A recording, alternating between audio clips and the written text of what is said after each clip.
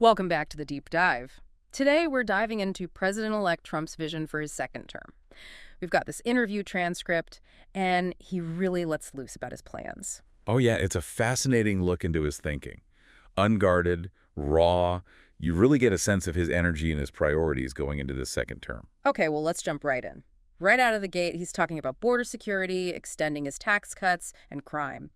He specifically calls out those Democrat-led cities. Millions coming across the border, he says, criminals flooding in, even mental institutions from other countries sending people here. Sounds a bit familiar, no? It does echo themes from his first term, that America First agenda. But it's the urgency, the focus on immediate action that's really striking. The first 100 days, he keeps saying. And that language, not playing games, very strong, very powerful. It's all about projecting strength control. He also brings up the Trump tax cuts, says people will be furious if they expire. He takes credit for one of the greatest economies ever, he says. But then there's all this talk about tariffs on Canada, Mexico, our biggest trading partners. Didn't companies like Walmart and Black& Decker say those tariffs just mean higher prices for consumers? Well, there's the heart of the tariff debate, right? President-elect Trump actually calls tariffs a beautiful word. Protecting American jobs, prosperity, that's his argument. He even claims he stopped wars with tariffs. Really? Yeah. He brings up Whirlpool, the washing machine company, says they were being undercut by South Korea, China. So bam, 50% tariff. And Whirlpool's business, he claims, went through the roof. Okay, but didn't prices for things like washing machines go up during his first term? Isn't that proof that consumers are the ones who really pay? That's the counterargument, of course. Right. Critics say those costs get passed down the line. And yeah, even companies like Walmart have acknowledged this. It'll be very interesting to see how this all plays out in his second term. Buckle up, because this is where it gets really interesting. Mass deportation, that's what he's talking about. Prioritizing people with criminal records, even suggesting deporting families with mixed immigration status so they won't be separated. And he wants to end birthright citizenship. Claims no other country has it. He's painting this picture of a system overwhelmed by criminals who then get lawyers, costing the country billions. He compares it to other countries that just turn people away at the border. This is classic Trump, strong language, painting a picture of crisis, demanding radical solutions. But, practically speaking, to end birthright citizenship, you need a constitutional amendment. That's a huge lift. So no quick executive order on that one. On healthcare, it seems he's accepted that repealing and replacing Obamacare is off the table. Still blames John McCain and other Republicans for voting against it, says it would have been great health, claims he could have let it rot but chose to make it work. It's a bit of a head-scratcher. He's criticizing Obamacare as lousy health care while taking credit for saving it. Right. But then he says he has concepts for a new plan. Lower prices, still covering pre-existing conditions, but no specifics. Just says the middleman makes more money than drug companies and that we're going to reduce prices somehow. More a statement of intent than a concrete plan at this point. Without those details, it's hard to analyze how feasible this vision is. Now, let's talk cabinet picks. Kash Patel for FBI director. This is a man who listed 60 people he considers deep state in his book, including Biden and Clinton. That appointment raised some eyebrows, for sure. It suggests that, despite claiming Patel will be fair, Trump might be looking to use the FBI to target his political opponents. And for Director of National Intelligence, he's chosen Tulsi Gabbard, the same Tulsi Gabbard who had secret meetings with Syrian dictator Bashar al-Assad back in 2017. His defense. World leaders meet with controversial figures all the time, he says, even citing his own meetings with Putin and Kim Jong-un. And then there's RFK Jr. to lead the effort on drug prices and study vaccines. Something is wrong, he says, about the rise of autism. Gabbard's appointment, if confirmed, could signal a real shift in U.S. foreign policy. Her past meetings with Assad definitely raised questions about her stance on Syria and other authoritarian regimes. And RFK Jr., well, that'll be interesting to watch. He talks about his relationship with Elon Musk, too, suggesting Musk might get preferential treatment. And while he says he wants to cut the federal government, he promises not to touch Medicare or Social Security. Makes you wonder about conflicts of interest, right? Is he really committed to fiscal responsibility across the board? Or is it more about rewarding allies? Those comments about Musk suggest it might be more about personal relationships than fairness. And then there's Ukraine. Less U.S. aid, he says. Europe should be paying more. Claims he could end the war in 24 hours, but won't say how. Won't commit to the U.S. staying in NATO if members don't pay their bills. Even suggests Biden should maybe stop the war from happening in the first place. This suggests a shift toward isolationism, a more transactional approach to those international alliances. Those claims about ending the war so quickly, well, they're unsubstantiated, likely unrealistic. On the Middle East, he expresses doubt about those American hostages in Iran, even suggests the number might be far fewer than people think, and on Taiwan, he won't say if he'd defend them if China invaded. That's a less interventionist approach for sure, putting U.S. interests first, even if it means stepping back from our traditional role as a global leader. And those comments about the hostages, very alarming to some, signaling a lack of concern for their well-being. Now, this is a big one. He plans to pardon those who attacked the Capitol on January 6th, maybe excluding any radical crazies or Antifa members, he says. Claims these people have suffered, their lives have been destroyed. He also alleges the January 6th committee deleted all the evidence because it actually supported him. This is probably the most controversial part of the interview. Pardoning those involved in the January 6th attack. Many would see that as an affront to democracy, a dangerous precedent. And those claims about the committee destroying evidence? Completely unsubstantiated. And of course, he refuses to concede the 2020 election. Why would I do that, he asks. Blames Biden for weaponizing the Justice Department, dividing the country. Says the 2024 election was too big to rig, which is why he won this time. This continued denial of the 2020 results is worrisome. It suggests he might not be willing to accept democratic outcomes if they don't go his way. And this rigged election rhetoric, it further undermines trust in the electoral process. But then, he says he'll treat those who didn't vote for him just as well as his biggest supporters. Wants to bring back civilization to America, make it safe again. Says success will bring the country together. It's a more conciliatory tone than we've seen in the past. But whether his actions match his words, that remains to be seen. Stepping back, what are your main takeaways from this interview? What stands out? What does it tell us about where President-elect Trump might be headed in this second term? A few things jump out. That intense focus on what he perceives as threats, crime, immigration, foreign adversaries. It's like he's saying America is under siege, which justifies his call for extreme measures. Mass deportation, those sweeping tariffs. It's like he's saying only I can fix this, right? Exactly. He's the strong man, the decisive leader. And he keeps coming back to those first 100 days, that image of immediate action, no hesitation. So it seems he's learned from his first term. Not going to wait for Congress, not going to play nice. Executive power, that's his tool, even if it means pushing the limits of the Constitution, like with birthright citizenship. Some might say it's not so much learning as it is doubling down on what worked before, even if it was controversial. And yeah, he's definitely comfortable using executive power to force things through. His comments about the Justice Department, the FBI, though, pretty alarming, no. This weaponized language suggesting his appointees should go after his political rivals. Absolutely. It feeds into that deep state narrative, portraying himself as the victim, justifying retaliation. It's a dangerous cycle, eroding trust in these institutions. And his cabinet picks, Kash Patel, Tulsi Gabbard, they share his worldview, that distrust of the establishment. You have to wonder, is it loyalty over experience? A valid concern. Is he surrounding himself with yes men? And remember his comments about Elon Musk, preferential treatment. It all suggests personal relationships might be influencing his decisions. Ethically, that's problematic. Ukraine. He's ready to slash aid, pressure them into a deal with Russia, even if it means giving up land. It's isolationist, putting America's interests first, even if it hurts our allies. And it fits into that master negotiator image he's cultivated. Only I can get the best deals for America, that kind of thing. And pulling out of NATO if they don't pay up. Huge. Right. Unpredictable. A disruptor. Creates uncertainty for our allies. Emboldens our adversaries. Remember, though, he claims he got billions more from NATO members during his first term. Not entirely accurate. Defense spending did increase, but it was part of a trend that started years earlier. Spend, then. Not that surprising. But his comments about Taiwan, the hostages in Iran, cold, weren't they? Yeah, there was a lack of empathy. Power, leverage, that's what he focuses on. Realpolitik, self-interest above all else. Back to domestic policy. Still pushing those tax cuts, promising to bring prices down, but no specifics. Familiar talking points, not much substance. Leaning on that nostalgia for the pre-COVID economy.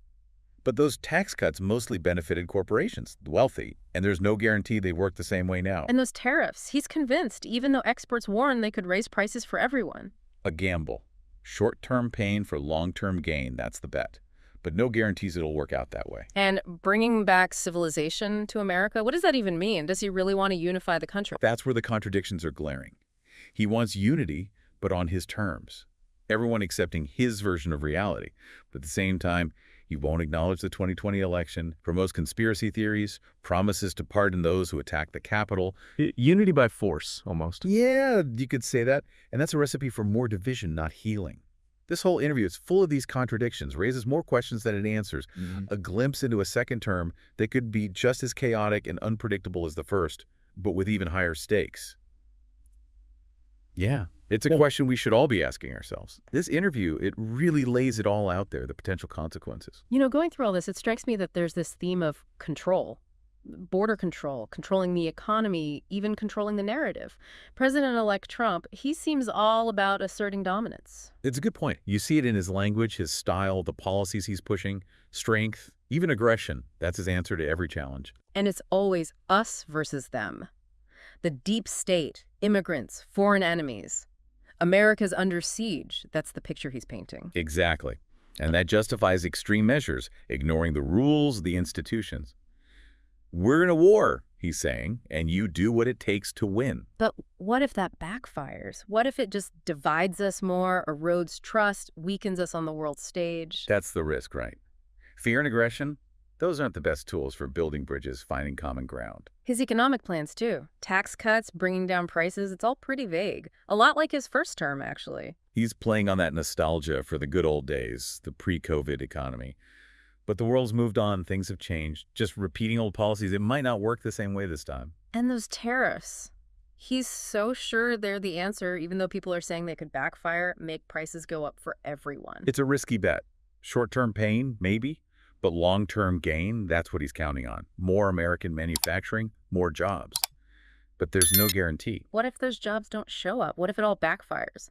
Then we're left with a weaker economy, prices through the roof, and people blaming each other.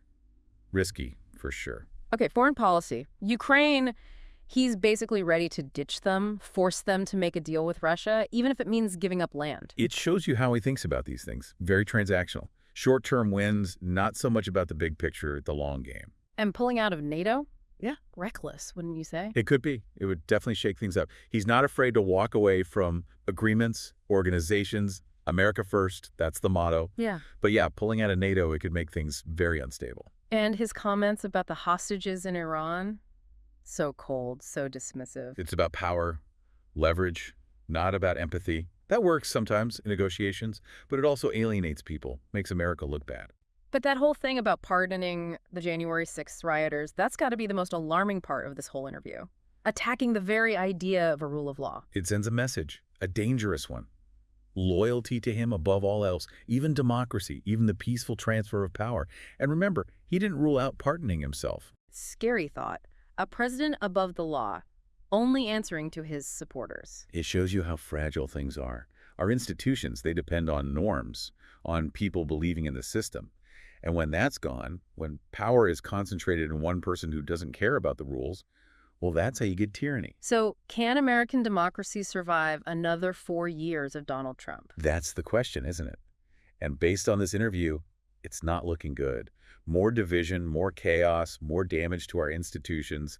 That's what I see. That's a pretty bleak picture. It is, but we can't give up. We still have a voice. We still have a choice. We need to stay informed. We need to vote. We need to support those who are fighting for a better future. So what can our listeners do to make a difference? Talk to people, even those who disagree with you. Try to understand their point of view. And get involved. Support organizations that are fighting for democracy, for voting rights, for a better America. Don't just sit back and hope for the best. Get in the game. Right. Even small actions can make a difference. We're not alone in this. There are millions of us who want a better future. Okay, so we've talked about the big picture, the potential dangers. Now, let's get into some of the specific policy areas, starting with the economy. Jobs, manufacturing, the national debt. He's made a lot of promises. But how realistic are they? And what could be the consequences for the economy and for everyday people? Good place to start. It's the heart of his appeal, right? So let's break it down, see what he's actually proposing and what the potential impact might be. All right, tax cuts. He said he wants to make those permanent, says they're the key to growth. But some people say they just help the rich and big companies, not the middle class, not the people who really need it. It's a complicated issue for sure. There are arguments on both sides. Some say lower taxes mean more investment, more jobs, and everyone benefits in the end. And they point to the fact that the economy did grow after those 2017 tax cuts. Unemployment was down, the stock market was up. But didn't all that disappear when COVID hit and the national debt, it went up a lot during that time, right? Yeah, that's true. The pandemic changed everything, and it's hard to say how much of the growth was because of the tax cuts and how much was just the way things were going globally. And yeah, the debt is a big worry for a lot of people. Can we afford to keep borrowing so much? So maybe tax cuts can help the economy in the short term, but it's not so clear if it lasts or if it's worth the cost in the long run. Exactly. And it really depends on how it's done, who benefits. If you cut taxes for the middle class or working people, they're more likely to spend that money, boost the economy. But if it's just for corporations and the wealthy, they might just save it or invest it, and it doesn't have as much impact. So it's not just about cutting taxes, it's about how you do it. Right, the details matter. You got to look past the slogans and see what the numbers really say, who's benefiting, and what it means for the future. Okay, tariffs. He loves those tariffs. Says they protect American jobs, American companies, but other people are saying they just hurt consumers, make everything more expensive. Tariffs, they're a classic debate in economics. And Trump's way of doing it, it's not typical. He just slaps them on, no warning, no negotiation. It makes things unpredictable. Businesses don't know what to expect. It's like he's using them as a weapon, right? To punish countries he doesn't like. Yeah, he talks about it like it's a game, about winning and losing. Most economists, they don't see it that way. Tariffs, they could be useful, but you got to be strategic, use them to protect new industries or to fix specific problems with trade. Trump, he's more about the show, looking tough, not so much about the details. That's true, and all this uncertainty, it hurts businesses. They can't plan for the future if they don't know what the rules are going to be. And even if tariffs help some companies, they often hurt consumers. You end up paying more for everything. And that can cause inflation, right? Make it harder for people to afford things. Exactly. So tariffs, they're not a magic solution. You got to be careful how you use them. All right, deregulation. He's all about cutting regulations, says they kill jobs, stifle innovation. But some people say deregulation can be dangerous. Environmental damage, unsafe products, even financial crises. Deregulation, it's about finding the right balance. You need some rules to protect people, to make sure things are safe, to prevent companies from doing whatever they want. But too many regulations, yeah, that can stifle the economy. So it's not just about more or less, it's about finding that sweet spot. That's it. And you got to be smart about it. Look at each regulation, see what it does, what the costs and benefits are. You can't just cut everything blindly. Okay, anything else about Trump's economic plans that we should be paying attention to? One big thing, his whole approach, it's very nationalist. America first, that's the guiding principle. He's skeptical of free trade. He's not afraid of trade wars. It's like he wants to go it alone, even if it means alienating our allies. So not exactly Mr. Globalization. Nope. And that could be risky. You might win some in the short term, but in the long run, it could make the world a less stable, less prosperous place. It's a gamble, for sure. All right, let's switch gears and talk about healthcare. Great healthcare, that's what he's promised. Affordable, accessible for everyone. But he's been pretty vague on the details. What do we actually know about his plans? Healthcare, it's a mess. Everyone knows that. And it's been a political football for years. Trump, he's tried to get rid of Obamacare, but it hasn't worked so far. He says it's a disaster, but he hasn't really said what he would do differently. A lot of talk, not a lot of substance. Right. And it's making people nervous, especially those who rely on Obamacare, those with pre-existing conditions. They're worried about losing their coverage. He keeps saying repeal and replace, but replace with what? That's the big question, and he hasn't really answered it. Selling insurance across state lines, health savings accounts, tax credits, he's mentioned those things.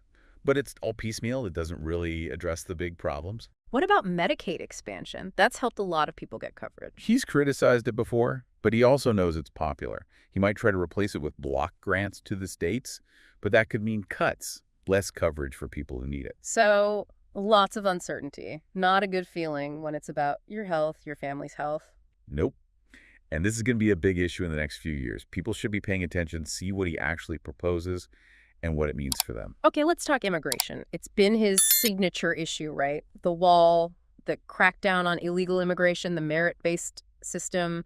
What can we expect in his second term? Immigration, it's been central to his whole presidency.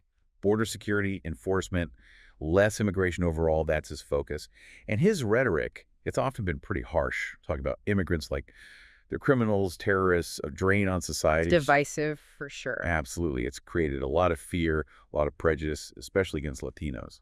The wall, he's built some of it, but it's nowhere near finished. Will he keep pushing for that? Probably. He says it's essential, the key to border security. But it's expensive, it's logistically difficult. We'll see how much progress he makes. And the crackdown on illegal immigration. More deportations, more raids, that kind of thing. I think so. More Border Patrol agents, more detention centers, making it harder for undocumented immigrants to live and work here. Those policies, they're controversial. A lot of people say they're cruel.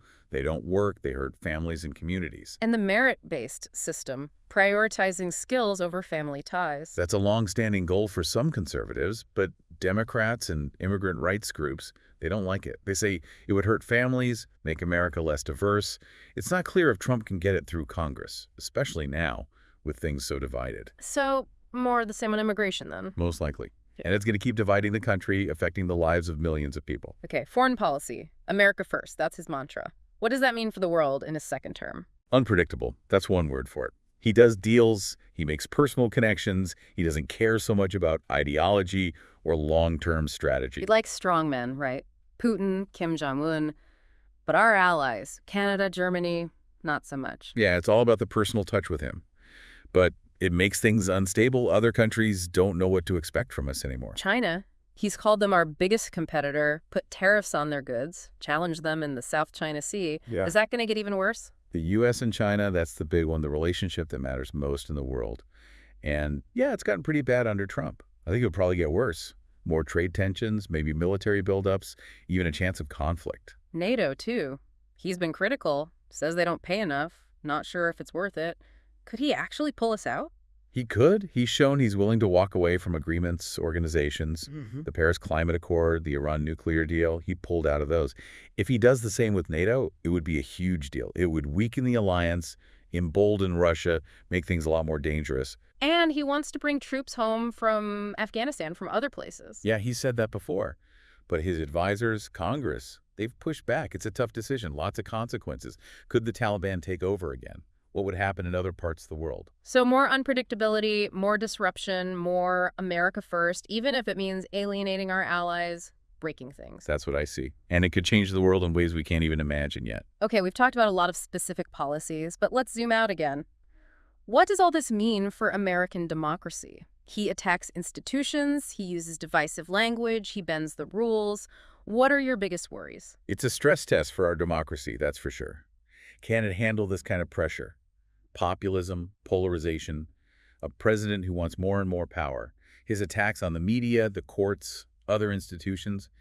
It's eroding trust, undermining the norms that hold us together. Some people say he's authoritarian, wants to be a dictator, basically. Well, he does have some authoritarian tendencies. He doesn't care much for the rule of law. He attacks his critics. He tries to control the courts.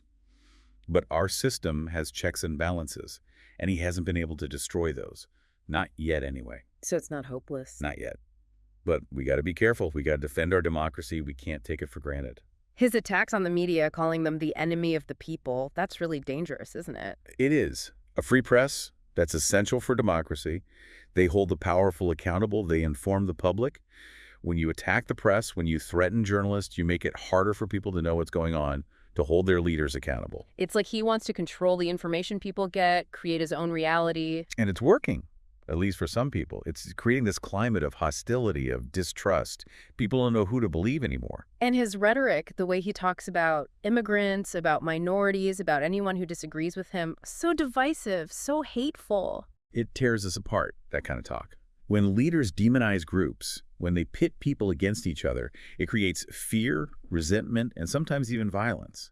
And those wounds, they take a long time to heal. We've seen a rise in hate crimes and white supremacy and all sorts of bigotry. And it's partly because of the climate he's created, the permission he's given to those who hate. We have to push back against that. We have to stand up for what's right. We can't let fear and hate win. Okay, we've talked about a lot of bad things, a lot of challenges. But is there any hope? Can American democracy survive this? I think so.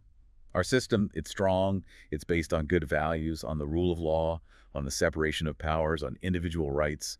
Those things have been tested before, and they've held up. And the American people, they've always fought for what's right, haven't they? They have. The civil rights movement, the women's suffrage movement, the fight for LGBTQ rights, those were all tough battles, but people didn't give up. And we have a strong civil society, lots of organizations, lots of people fighting for democracy, for human rights, for a better future. That's right. And history is on our side. It might not always feel like it, but in the long run, things tend to get better. More rights, more freedom, more inclusion. That's the direction we're headed, even if there are bumps along the way. So we shouldn't despair. No. We should be vigilant. We should be active. We should defend our democracy. But we should also have hope. We can get through this. Okay, that's good to hear. So what's the message for our listeners? What should they take away from all this? Get involved. Don't be a bystander. Stay informed. Vote. Support the groups that are fighting the good fight. The future of our democracy depends on us, on all of us. Well said. We can't just sit back and let things happen. Exactly. The future's not set in stone. We can make a difference. All right, that's a lot to think about. We've covered a lot of ground here, the challenges, the dangers, but also the hope, the ways we can fight back. In the next and final part, we'll dig into some of the deeper questions, the philosophical and ethical issues, and what all this means for America and for the world. You know, we've spent all this time on the details of what President-elect Trump is saying, but I think it's time to step back, look at the bigger picture. What does this all mean philosophically for America?